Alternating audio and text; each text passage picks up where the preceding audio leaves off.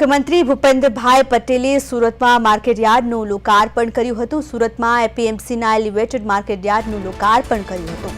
રાજ્યકક્ષાના મંત્રી નરેશ પટેલ હાજર રહ્યા હતા। ₹200 કરોડના ખર્ચે નિર્માણ થયું છે આ માર્કેટયાર્ડ, જે ખેડૂતોને લાભ થઈ શકે છે તે રીતે આ માર્કેટયાર્ડ તૈયાર કરાયું છે। મુખ્યમંત્રીએ કહ્યું કે ખેડૂતોને લાભ થઈ શકે તેવું યાર્ડ તૈયાર કરાયું છે।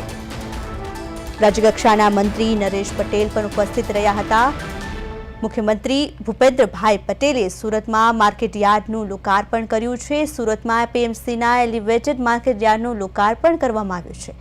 રાજ્યકક્ષાના મંત્રી નરેશ પટેલ પણ ઉપસ્થિત રહ્યા હતા। 200 કરોડના ખર્ચે આ માર્કેટયાર્ડ નિર્માણ થયું છે, જે ખેડૂતોને લાભ થઈ શકે તે રીતે યાર્ડને તૈયાર કરાયું છે તેવું મુખ્યમંત્રીએ કહ્યું છે।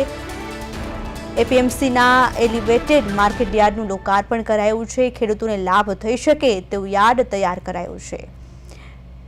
ભૂપેન્દ્ર પટેલે માર્કેટયાર્ડનું લોકાર્પણ કર્યું છે, કહ્યું કે ખેડૂતોને લાભ થઈ શકે તેવું યાર્ડ તૈયાર કરાયું છે। મુખ્યમંત્રી ભૂપેન્દ્ર પટેલે સુરતમાં માર્કેટયાર્ડનું લોકાર્પણ કર્યું છે, કહ્યું કે ખેડૂતોને લાભ થઈ શકે તે પ્રકારનું માર્કેટયાર્ડ તૈયાર કરાયું છે।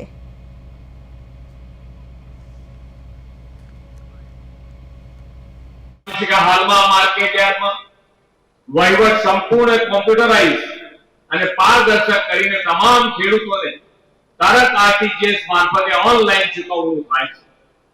તેના પરિણામે એપીએમસીમાં મહારાષ્ટ્ર, હરિયાણા, પંજાબ, ઉત્તર પ્રદેશ, આંધ્ર પ્રદેશ, મધ્ય પ્રદેશ, રાજસ્થાનના ખેડૂતો અહીંયા આવી અને શાકભાજી લાવી રહ્યા છે।